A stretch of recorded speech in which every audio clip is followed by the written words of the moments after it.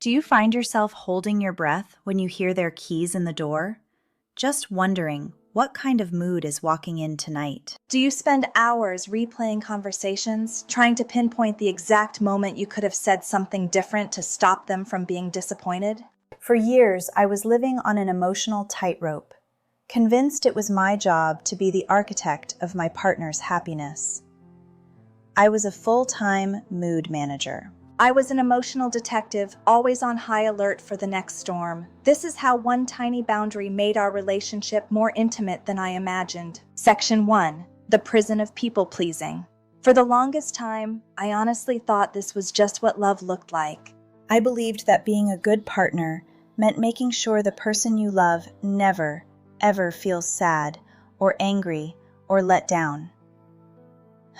And if they did, that felt like my failure. My days were a string of silent, anxious calculations. Should I bring up that bill? No, that'll just stress them out. Should I admit I'm exhausted? No, that's selfish. This pattern of taking responsibility for everyone else's feelings can become a habit that quietly poisons you and the relationship.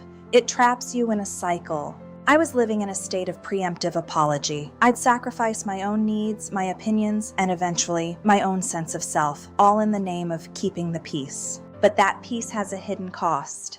When you pour all your energy into managing someone else's feelings, you inevitably leave your own tank empty. My turning point wasn't some big movie scene. It was a Tuesday. I was burned out, and a friend had invited me to a low-key book club. It felt like it was just for me. But the thought of claiming 2 hours for myself filled me with absolute dread. What if my partner has a bad day and needs me? What if they feel abandoned? But on this particular Tuesday, I hit a wall. The thought of staying home felt heavier than the fear of their reaction. So I took a deep breath. My heart was pounding. I used a simple I statement. I said, I'm feeling really drained, and I need an evening to myself to recharge. I'm going to a friend's book club tonight. The silence that followed felt like it lasted 1,000 years, and in that silence, a thought washed over me. I am not responsible for their feelings. Let me say that again. You are not responsible for their feelings. You are a factor in their life, but you are not in charge of their emotional state. Understanding this doesn't mean you become a cold person.